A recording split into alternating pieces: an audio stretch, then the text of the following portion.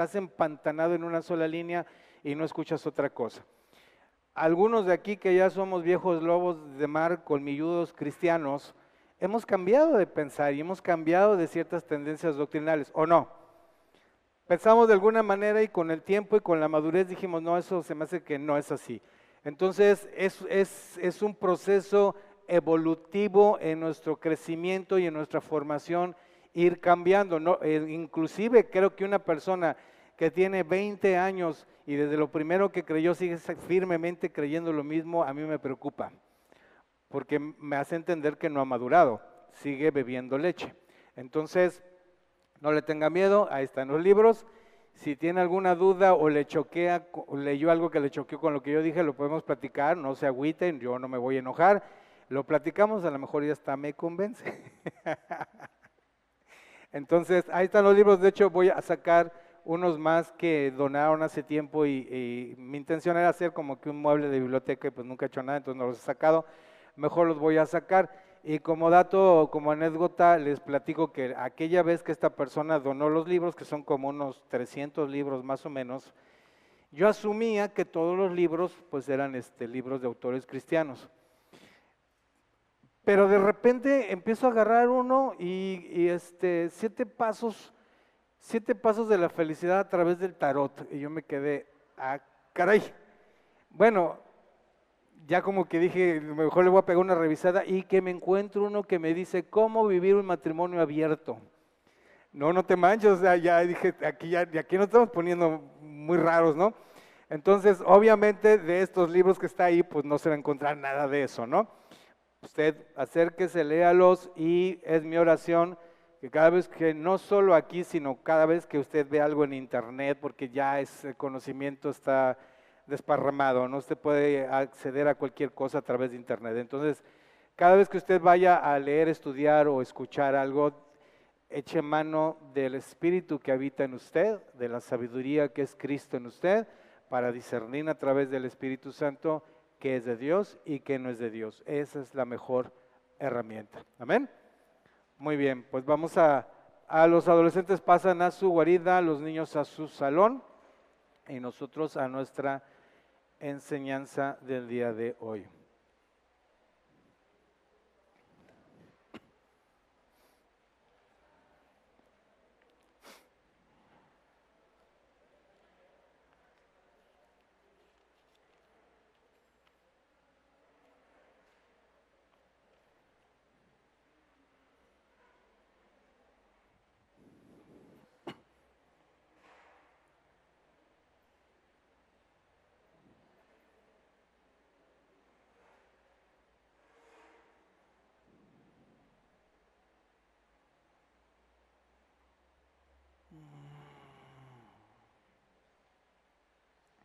Muy bien, acompáñeme por favor al Evangelio de Juan capítulo 8. Evangelio de Juan capítulo 8. Y vamos a leer del versículo 31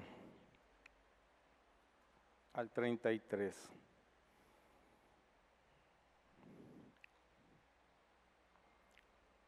Desde el 30 dice, mientras él decía estas cosas, muchos creyeron en él. Por tanto, Jesús decía a los judíos que habían creído en él, si ustedes permanecen en mi palabra, serán verdaderamente mis discípulos y conocerán la verdad y la verdad los hará libres. Aquí nos llama la atención que les dice, si permanecen en mi palabra, serán verdaderamente mis discípulos. Es decir, ¿por qué no dijo serán mis discípulos? ¿Por qué tenía que decir verdaderamente mis discípulos? Si dice verdaderamente mis discípulos, significa que hay unos discípulos que son de mentiritas. Significa que hay unos discípulos que parecen ser, pero no lo son. Y es muy entendible porque dice, le habló a los judíos, es decir, a gente que de alguna manera tenía el conocimiento de las Escrituras, no como una multitud de personas estudiosas, porque en aquella época no había ese acceso, pero sí por medio de la tradición, la familia y lo oral, ellos conocían las Escrituras. Entonces todos ellos se sentían discípulos de Dios porque se consideraban hijos de Abraham y por lo tanto discípulos de Dios.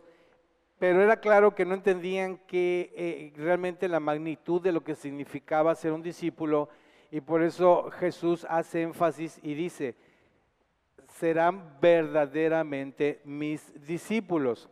Ahora bien,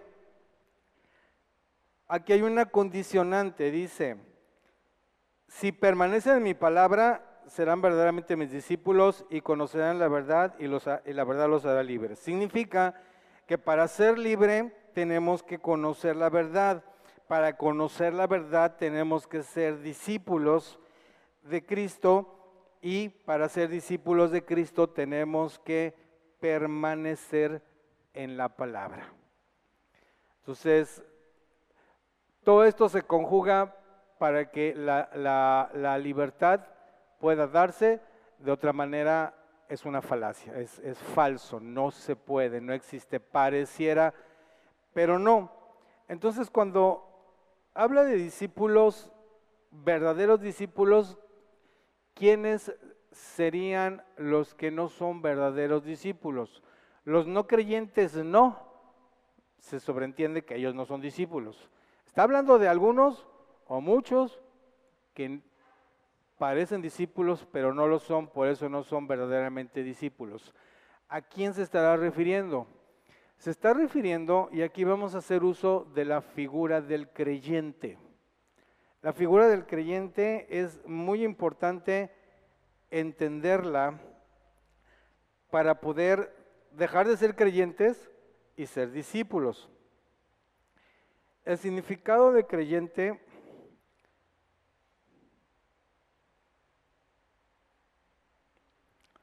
se lee como un sustantivo, alguien que tiene confianza en la verdad, existencia o fiabilidad de algo. Lo repito, alguien que tiene confianza en la verdad, existencia y fiabilidad de algo. Es decir, si yo soy creyente de Cristo, tengo la confianza de que Él es verdadero, que existe y es confiable. Suena bien, ¿no? Suena bastante bien. Sin embargo, eso no es ser discípulo y eso no nos lleva a la verdad. Creyente, pues viene de la palabra creer o del verbo creer. Y dice que es un verbo transitivo, tener algo por cierto sin conocerlo de manera directa o sin que esté comprobado o demostrado. Es decir, tienes plenamente confianza en algo, pero tampoco tienes el conocimiento pleno ni la seguridad absoluta de que eso sea, pero tú lo crees. Entonces, la diferencia entre un verdadero creyente es que permanece en la palabra, y la palabra sabemos que es ¿quién? Cristo. Si yo permanezco en Cristo, yo no estoy creyendo en algo subjetivo que quién sabe si sea o no, pero lo creo, porque tengo la experiencia de vida de Cristo en mí. Esa es la diferencia. De otra manera podemos creer un montón de cosas, como varios libros que están ahí, y podemos creerlo, pero no tener esa certeza. Ahora bien, vamos a ver algunos ejemplos para entender mejor esto. Acompáñenme a Lucas capítulo 17. Lucas capítulo 17, y vamos a leer desde el versículo 11. Aconteció que, yendo a Jerusalén, pasaba por Samaria y Galilea. Cuando entró en una aldea, salieron a su encuentro 10 hombres leprosos, los cuales se pararon de lejos y alzaron la voz, diciendo: Jesús, Maestro, ten misericordia de nosotros. Cuando él los vio, les dijo: vayan, muéstrense a los sacerdotes. Aconteció que mientras iban, fueron limpiados. Entonces uno de ellos, al ver que había sido sanado, volvió glorificando a Dios en alta voz, y se postró sobre su rostro a los pies de Jesús, dándole gracias. Y este era samaritano. Y respondiendo Jesús dijo: ¿no eran 10 los que fueron limpiados? Y los 9, ¿dónde están? No hubo quien volviera y diera gloria a Dios, sino este extranjero. y le dijo, levántate, ve, tu fe te ha salvado. Aquí vemos a 10 leprosos que se paran a lo lejos y salen al encuentro de Jesús. ¿Por qué salen al encuentro de un milagrero mentiroso y falaz que no hace ningún milagro? Pues, ¿para qué, no? Si fueron es porque habían escuchado y quizás hasta visto los milagros y sanidades que Jesús había hecho. Ellos creían, si no, no hubieran ido. Ellos creían. Ahora se pararon a lo lejos, ¿por qué? Pues porque eran leprosos, ellos no podían estar cerca de las personas. Pero llama la atención que dentro de ellos había un samaritano. ¿Qué hace un samaritano con 9 judíos? Se supone que no se tratan entre sí, y los samaritanos para los judíos eran detestables, eran abominables. Pero digo yo, si estás leproso, ya qué importa, ¿no? ¿Cómo vas a decir, ay, este leproso abominable y tú estás igual de leproso? O sea, ya carece de toda razón ese concepto. Por eso es que este samaritano andaba con esos 9 judíos, todos leprosos, porque ya estás en el suelo, ya tocaste fondo, ya da igual. Entonces llegan estos 10 leprosos y le piden a Jesús misericordia. En esa misericordia, mientras obedecen, porque no les dijo sean sanos, que les dijo vayan y preséntense a los sacerdotes. Una petición totalmente absurda. ¿Cómo siendo leproso me pides que vaya a ver al sacerdote? No se puede. Ellos, si no podían estar cerca de la gente, menos se van a acercar a un sacerdote que está purificado. Entonces significa que sí creyeron que de ahí a con el sacerdote iban a ser limpios, porque si no, no hubieran ido, para que los agarraran a palazos, porque los leprosos que se atrevían a entrar a la ciudad los corrían a palazos y a pedradas. O sea, se estaban arriesgando en ir al templo a buscar al sacerdote, los iban a agarrar a pedradas, pero allá iban, ¿por qué? Porque sí creían. O sea, no era por falta de creer. Ahí van. Y durante el camino son sanados, los 10, solo uno regresa. ¿Por qué? Porque el creyente normalmente busca lo suyo, por algo cree, hay una razón para creer y es para buscar lo tuyo. O sea, una vez que yo fui sanado, o sea, yo ya conseguí lo que quiero. Y en el cristianismo pues, estamos llenos de personas que solo buscamos el beneficio. O sea, mientras estés afligido, mientras tengas una broncota de dinero, mientras tengas un problema de familia o de salud, ahí vamos a la congre, ahí levantamos nuestras manos, ahí nos reunimos. Pero una vez que las cosas se solucionan, no vuelves a ver a esas personas. O no las vuelves a ver hasta que les pasa otra cosa. Es así. Es un creyente. Es gente que sí cree que Dios le puede hacer el milagrito, que sí cree que Dios es poderoso, pero no tiene ninguna intención de ser un discípulo, solo un creyente. Ahora bien, acompáñenme a Juan capítulo 3.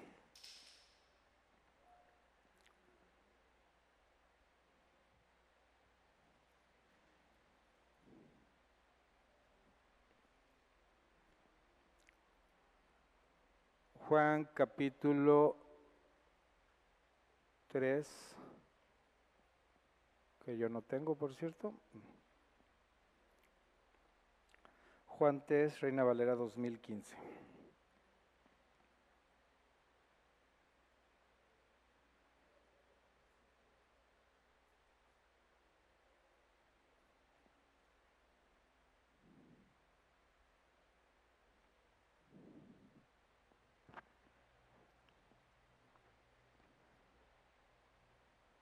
Había un hombre de los fariseos que se llamaba Nicodemo, un gobernante de los judíos.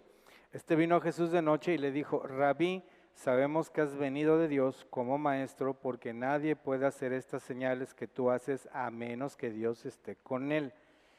Nicodemo era un creyente. No es como que dudara, dijo, sabemos, o sea, estoy plenamente convencido que tú vienes de Dios, no solo yo, sino algunos más que están por allá, porque nadie puede hacer estas señales si Dios no está con él. El cuate creía.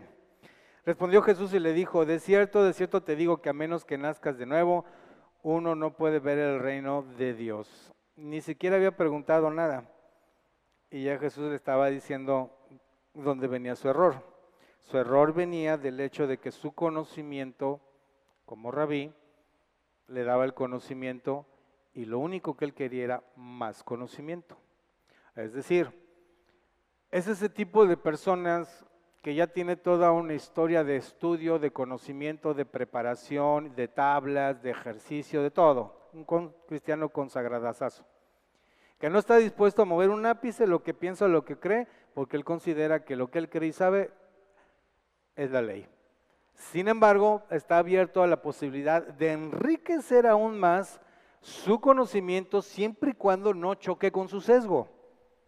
Porque si choca con su sesgo, entonces ya no. Y esto es lo que le pasó a Nicodemo.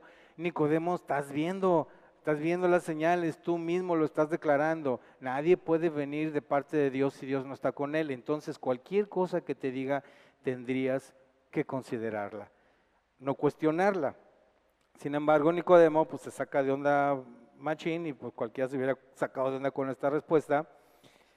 Y dice, ¿cómo puede nacer un hombre si ya es viejo? ¿Puede acaso entrar por segunda vez en el vientre de su madre y nacer?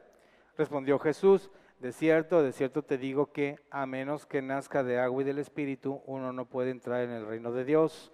Lo que ha nacido de la carne, carne es, y lo que ha nacido del Espíritu, Espíritu es.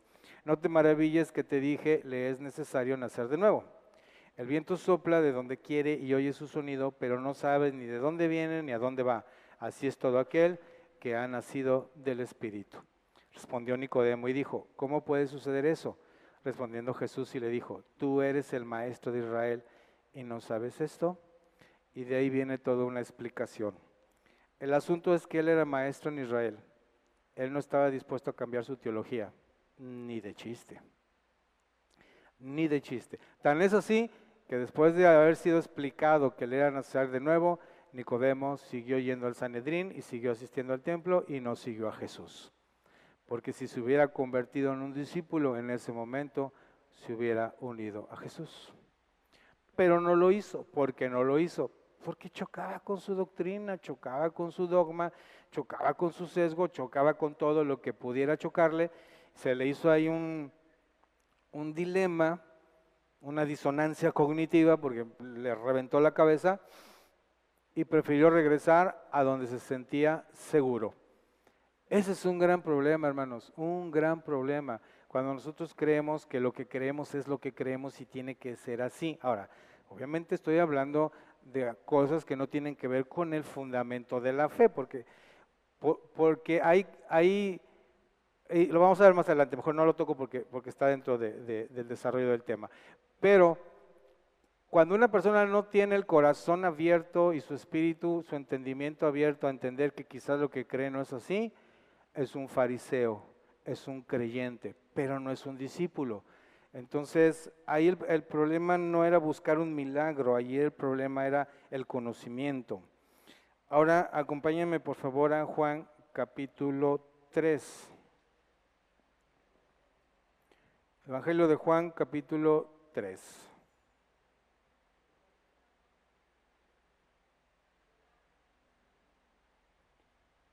Vamos a leer el versículo. No, pues el que acabo de citar, ¿verdad? Ay, discúlpenme. Marcos 10. Marcos 10. Marcos capítulo 10 y vamos a leer desde el versículo 17. Al salir él para seguir su camino, vino uno corriendo. Hincando la rodilla delante de él, le preguntó, Maestro bueno, ¿qué haré para heredar la vida eterna? Jesús le dijo, ¿por qué me llamas bueno? Ninguno hay bueno, sino solo uno, Dios. Los mandamientos sabes, no adulteres, no mates, no hurtes, no digas falso testimonio, no defraudes, honra a tu padre y a tu madre. Él entonces respondiendo le dijo: Maestro, todo esto lo he guardado desde mi juventud. Entonces Jesús, mirándole, le amó y le dijo: una cosa te falta, anda, vende todo lo que tienes y dalo a los pobres, y tendrás tesoros en el cielo. Y ven, sígueme tomando tu cruz. Pero él, afligido por esta palabra, se fue triste porque tenía muchas posesiones. Aquí está el caso de otro creyente, porque él se acercó a Jesús buscando aprobación, buscando que se avalara lo que él ya hacía. O sea, él realmente no estaba yendo a preguntar. No sé si les ha tocado estar en una conversación con una persona, algunos de ustedes quizás en el desarrollo de su profesión. Vamos a suponer que usted es maestro y llega un alumno y le dice: maestro, ¿qué opina del marxismo? Porque el marxismo así, te da una cátedra del marxismo. O sea, no está pidiendo tu opinión, está yéndote a decir lo que él piensa. Y ya, no está esperando algo contrario a lo que ya cree. Hay personas que te preguntan y la única respuesta que están esperando es que avales lo que ellos ya consideraron o creen. Si tú no respondes eso, ya ahí se acaba la conversación o se acaba el interés de conocimiento. Ni siquiera hay una oportunidad de que expliques tu postura, ni siquiera la hay, porque inmediatamente hay un rechazo. Yo no vine a que me quisieras decir otra cosa diferente a lo que yo ya creo. Hay personas que vienen y me preguntan: oye, ¿y qué opinas de los santos en las iglesias? Porque fíjate que empieza, no, pues ya no... Porque fíjate que mi mamá es devota de San Judas Tadeo y una vez yo estuve enfermo al punto de la muerte y hizo una manda y yo sané. Pues síguele prendiendo la veladora, viejo, pues ¿qué me preguntas? ¿Qué me preguntas? O sea, ¿quieres que te diga que sí? Porque yo soy fino para darle la vida a la gente, ¿eh? O sea, créanme, yo ya estoy viejo, o sea, yo ya no batallo con cosas, yo ya me enfadé. O sea, si veo a alguien que realmente no tiene ningún interés de aprender, sino nada más está yendo a que le reafirme lo que quiere, se lo reafirmo. Y ya, adiós, que te vaya bien, porque vas a ser más feliz así, ¿no? A lo mejor no salvo, pero feliz, porque de otra manera vas a ser no salvo y infeliz porque ya te metí yo un calambre ahí del cual no piensas cambiar. Entonces, ¿cómo para qué? Se necesita tener la humildad para querer decir: quiero saber, quiero la otra perspectiva, quiero entender. Entonces, este señor o este hombre o este joven, ya no me queda claro qué era, porque ahí dice el joven rico, pero dice: lo he guardado desde mi juventud, entonces ya no era tan joven. El chiste es de que el tipo era impecable, es decir, sí era impecable. Dice: todas estas cosas las he guardado desde mi juventud. No es nada fácil guardar todas estas cosas que se dicen ahí. Y no creo que haya estado mintiendo, pero él ya se sentía completo y absoluto. Lo único que quería es que Jesús le dijera: el reino de los cielos, la puerta del cielo está abierta para ti. Esa era la respuesta que él quería. Y cuando le dice: vende todo y sígueme, no, hombre, si yo soy creyente, no discípulo, ¿por qué me andas pidiendo que te siga? Entonces se quedó ahí en un mero creyente. Ahora bien, acompáñenme por favor a Juan, el Evangelio de Juan, capítulo 6.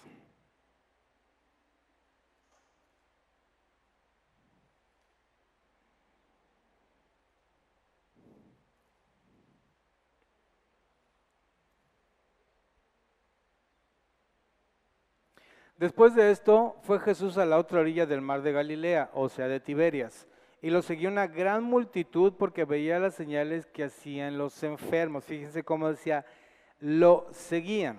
¿Ok? ¿Por qué? Pues porque hacía señales. Jesús subió a un monte y se sentó allí con sus discípulos. Estaba cerca de la Pascua, la fiesta de los judíos. ¿Saben algo? Y como un paréntesis, en la historia de la humanidad han existido grandes oradores con poderosos discursos y una retórica de ensueño que convencen a un montón de gente. Es decir, tienen verbo, tienen labia. Jesús no tenía eso. Todos los discursos de Jesús eran obtusos, eran raros, eran enigmáticos. O sea, no era como que un discurso que alguien quisiera escuchar o inclusive entender. Pero él hacía señales y era precisamente, tenía ese propósito. Las señales tenían el propósito de manifestar la gloria de Dios. Era el propósito. El propósito de los milagros y señales que Jesús hacía era para manifestar la gloria de Dios. Es más, sí había una misericordia hacia la persona, pero el propósito de Jesús no era sanar a la persona para quitarle la enfermedad. El propósito era manifestar la gloria de Dios. Dios tiene un solo propósito que se cumple a través de su Hijo, y este es manifestar la gloria de Dios. Que en esa manifestación seamos salpicados de innumerables e inconmensurables bendiciones, es otra cosa. Pero no es el propósito. El propósito es que se manifieste la gloria de Dios. Es decir, si usted ora por un enfermo y ese enfermo sana, ¿usted oró para que le dieran las gracias? ¿Para que le dijeran cuál espiritual es? No. ¿Para qué oró?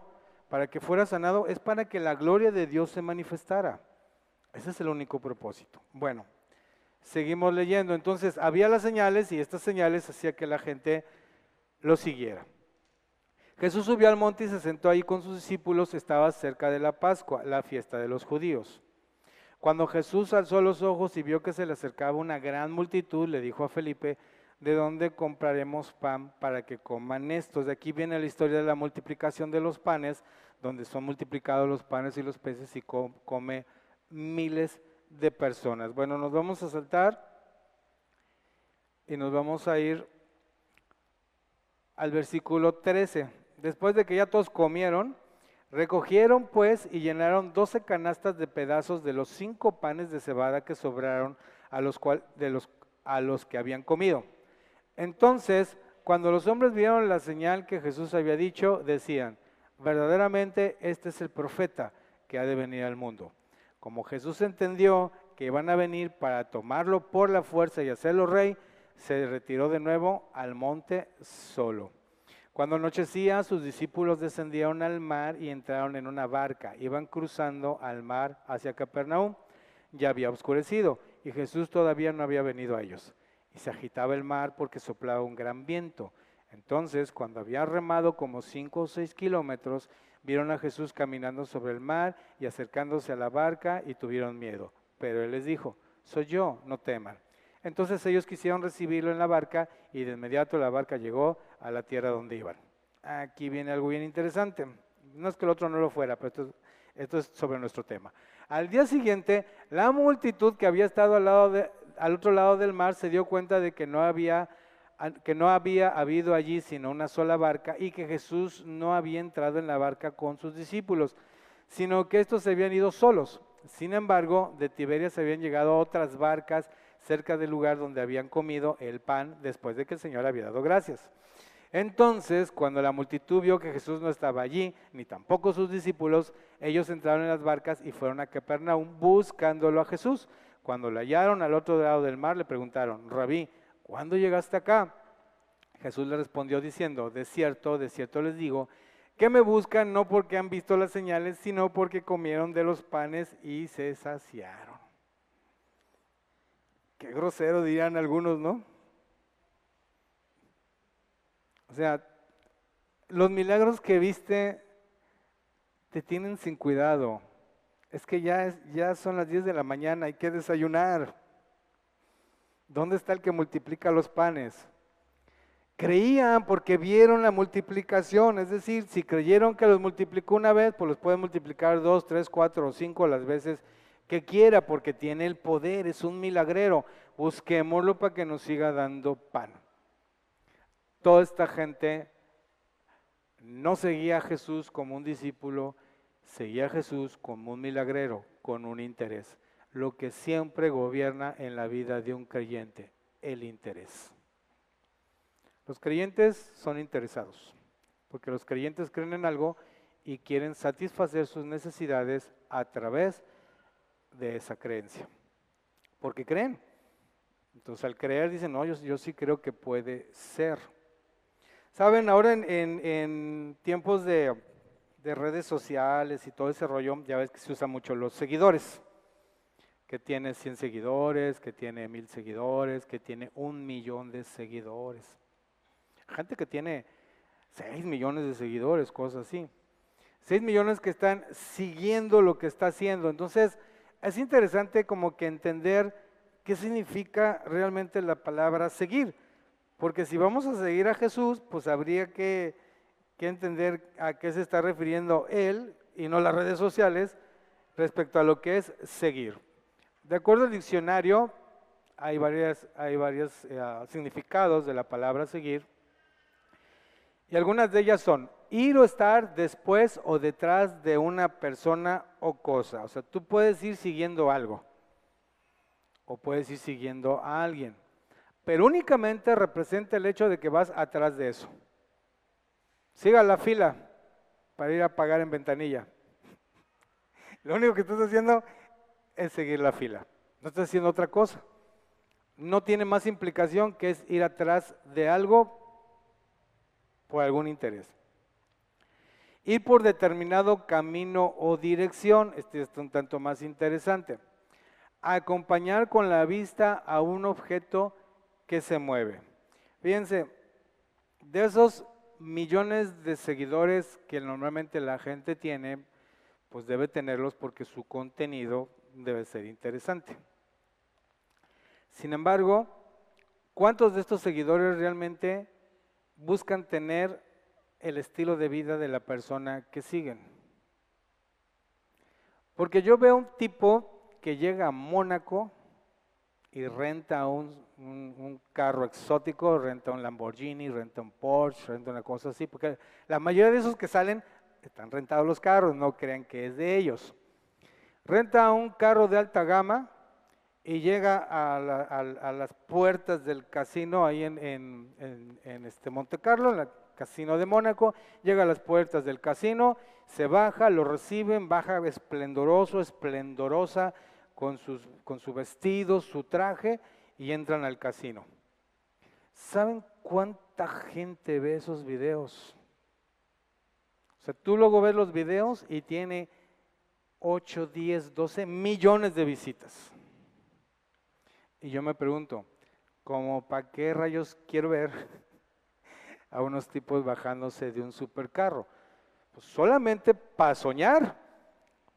Porque si yo realmente quisiera seguir ese estilo de vida, al menos tendría que ahorrar todo el año y gastarme todos mis ahorros en ir a Mónaco, rentar un carro y comprarme buena ropa y bajar y entrar de piojoso al casino, que creo que lo mínimo son 100 euros para que compres fichas.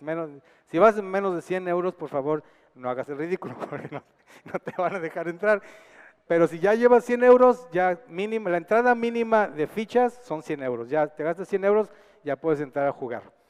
Entonces, si realmente quisieras seguir ese estilo de vida, por lo menos, porque sí hay gente millonaria ahí, dueñas de emporios empresariales que hacen eso también, pero muchos de ellos son imitadores, pero al menos, si al menos quisieras vivir la experiencia, harías algo al respecto. Y déjame decirle que la mayoría de esa gente no hace absolutamente nada por hacer eso. Absolutamente nada. Yo me encontré con un reel de TikTok que se llama Bibliosofía, y es una señorita que te recomienda libros y te explica cosas. O sea, déjeme decir una cosa, yo ya había dejado de leer un montón de cosas porque ya me había vuelto flojo para hacerlo. Y nada más de escucharla y de ver cómo explica las cosas y lo maravilloso que aprende en cada libro. Pues estoy leyendo Dostoyevsky, yo no sabía ni quién era Dostoyevsky, pero nada más de escucharla quién es Dostoyevsky dije, no, yo tengo que leer ese cuate. O sea, le he mandado a Erika algunos reels de esos. O sea, la estoy siguiendo. A ella sí la estoy siguiendo. ¿Por qué? Porque quiero de alguna manera adquirir un poco del estilo de vida que ella tiene, de conocimiento y de entendimiento de lo que está leyendo, y aparte de saber escoger lo que lees, porque hay un montón de basura. Entonces, eso es seguir. Pero ella no tiene tantas visitas, tiene como unos 7,000 seguidores. ¿Y cuántos de esos realmente se ponen a leer?